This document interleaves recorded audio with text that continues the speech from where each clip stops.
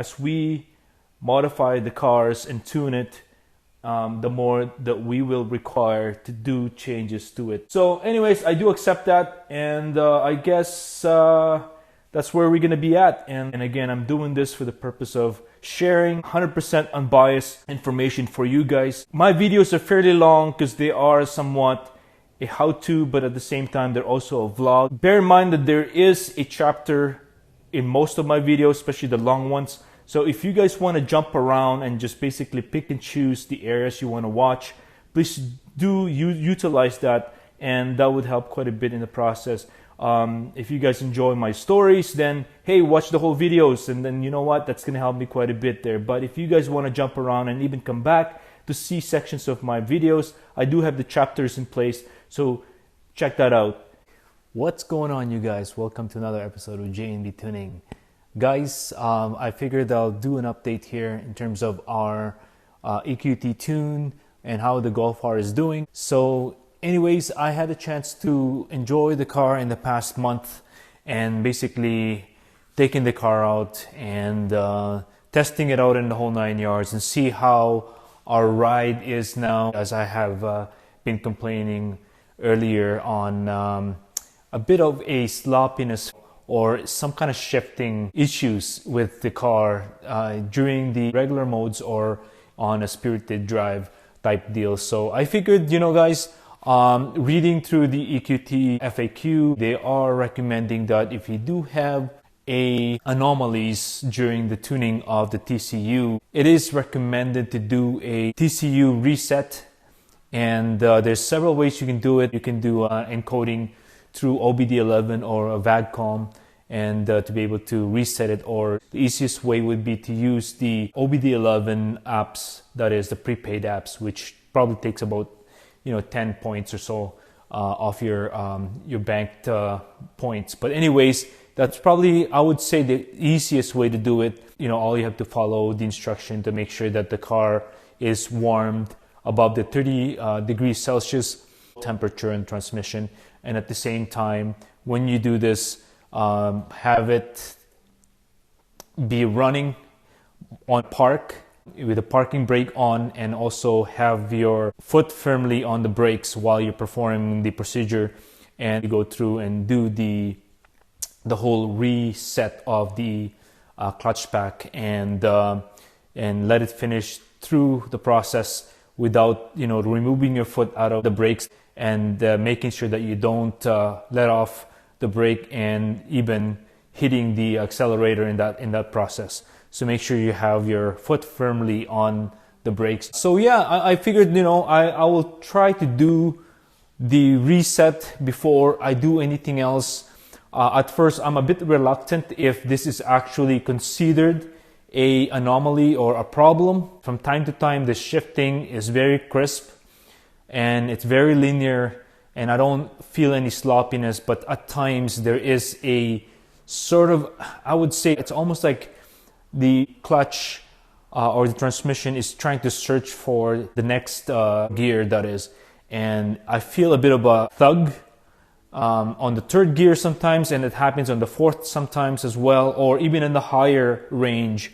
So I think I'm having an issue due to the relearning of the transmission, that is. As you know, doing the ECU, definitely the ECU will reset everything for you, but in terms of the TCU, it's not smart enough to truly reset your old habit of driving. Hopefully we can eliminate some of that sloppiness in the process. So anyways guys, stay tuned. Hopefully this will solve the problem, and I think I have confirmed that I do have a slight issue. So I'm gonna basically take the car out for a ride and do the whole process, and I'll show you guys how it's done through the OBD11 using the app. Well guys, we're inside the car now, so we're just gonna try and get the car up to temperature, making sure that our transmission fluids are at the 30 degrees Celsius operating temperature before we do the whole flash. So yeah, I'll check back to you guys once we're up to temperature, and then we'll go from there. Stay tuned. Well guys, we're now on the road. So basically here, the Golf R, every time I hit the third gear, the fifth gear, I find that there's this sloppiness to the shift. It's not smooth. It almost looks like it's either shifting too early or shifting too late. It usually happens on the third and on the fifth, which is really strange. Yeah, anyways, I just wanted to explain that one more time. So now I'm on the race mode basically here, guys. Just want to try it out. Second gear, third gear, there you go, there's a jerk.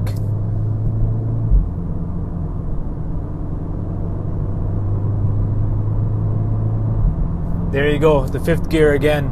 So it is consistent, guys. It's very consistent. So I don't know, let me know guys if you guys have experienced the same thing. Pretty much this is something I've noticed right after we have tuned the car.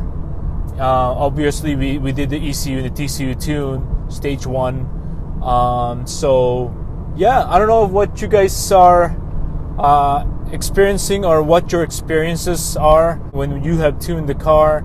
If you had that sort of same feeling that I'm getting, it just doesn't help, because the fact that it felt like the car has aged quite a bit, and that's how I can best put it. And the car is only 18,000. It just hit 18,000 kilometers, and so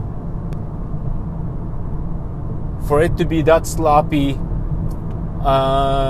yeah, I'm not really happy in that sense. So when I had the JB4 map 6, and as you guys saw the dyno, it was hitting 282 wheel horsepower, I didn't have those problems. It's just pulling nicely, shifting nicely. It seemed like we lost our ride quality in this sense. I don't know if it's true to any type of tuning, that is, from the flush tuning point of view.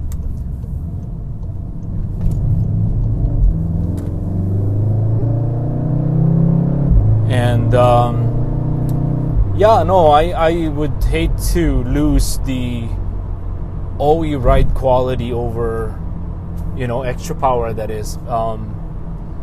And we're all in stage 1. I wonder how stage 2 or stage 3 even feel like, in terms of ride quality, that is.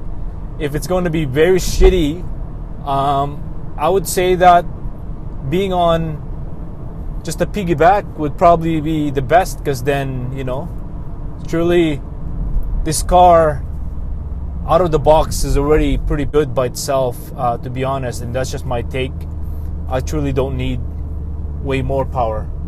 So that's just me, and yeah,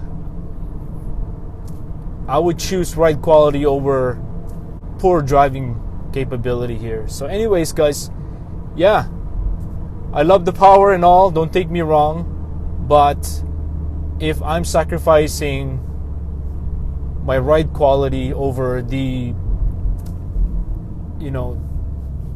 the effect of bad NVH, I'd rather just stick with possibly stage 1 using JB4 in that matter, versus going all out. So anyways, guys, I don't know if I'm speaking too early on this, but at the same time, yeah, I want your opinion on it, and feel free to comment and share your knowledge, your experience on this, and see if you can rectify this and probably enjoy the car and not sacrificing too much of the ride quality and keeping some of that OE ride quality that we have on a nice premium car. So anyways, guys, we'll see. We'll check the car out. We'll do the reset, and hopefully that will do something, and hopefully it won't damage anything else. Alright guys, so it's pretty much ready to do the reset here for the DSG. So basically I have already connected through my OBD11. I'm not going to show you guys how that's done because that's fairly simple. Most of you guys that are watching this most likely know how to use this tool or this app. Basically here guys, what we need to do is select this menu here. Oops, bummer. Okay, select this menu there, and basically from here we look for our transmission, and then from our transmission look at live data, and we would like to see our transmission oil temperature. So we just have to look for the transmission oil temperature, transmission output, transmission input speed, engine coolant, transmission fluid temperature. There you go, and say okay. We should see what temperature we're in the process. We are 75 degrees Celsius, so we're way past the 30 degrees Celsius because we've been driving around there. So from here on, we go back to the car, and we go to the app. Now we have the car on park, and parking brake is on, and then on park, and also I got my foot on the brake firmly. So from here we go to the workshop, and I believe here we have the let me look for basic settings of transmission. Let me check that out and see what that is.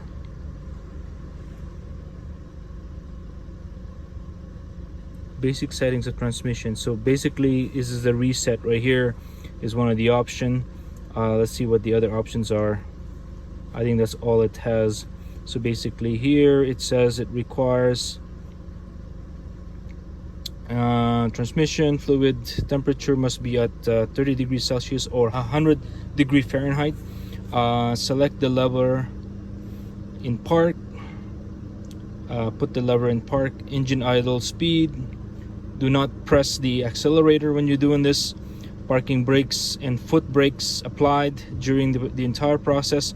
During the basic setting procedure, there may be some loud gear shifting and noises, whatnot, in the process. So in here it's going to cost us about a few points, I guess, so 10 points to do so.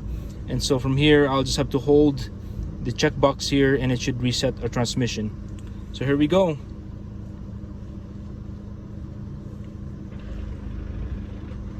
Now it's resetting. I don't know if you guys hear all that chattering in the process.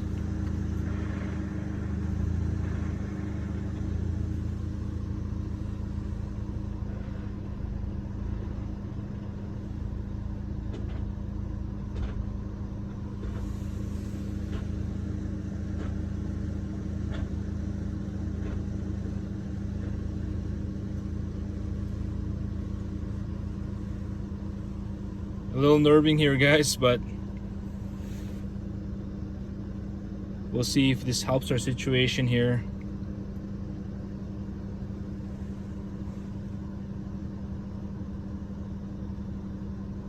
We'll just wait till it finishes. It's still working at this point. Never done the reset before, but yeah, I'm hoping that this will help. Anyways, I'll come back with you once everything's done here. I don't want you guys to be waiting on this. All right, success. I don't know if you guys saw that. It says success basically, so we're all good to go.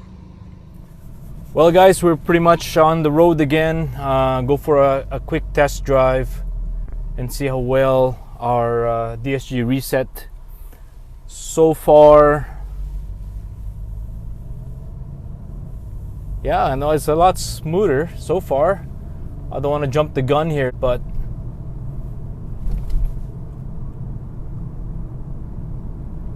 Feels like OEM so far. I just jumped into third gear, fourth gear, and it's fairly smooth. Just like how I would expect it.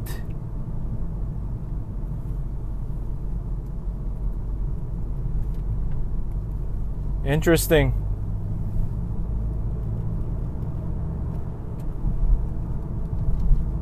I definitely feel a huge difference, guys.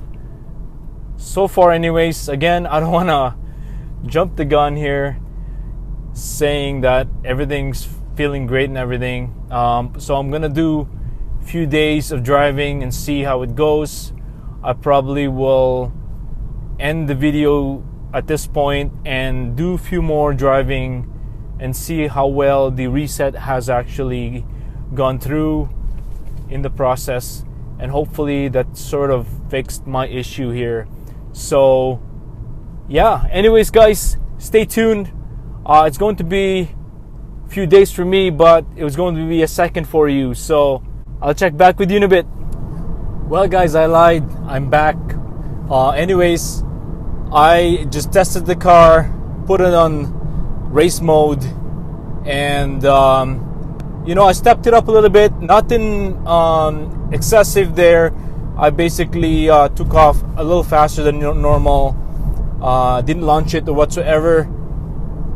The shifting is so crisp, guys, so smooth, and it's basically probably the first time I've ever felt it so smooth. So I'm fairly happy with the results so far. I'm gonna try and launch it, soft launch it a little bit here, guys, for you, and see. Hopefully you guys can hear it a little bit here. It's so smooth.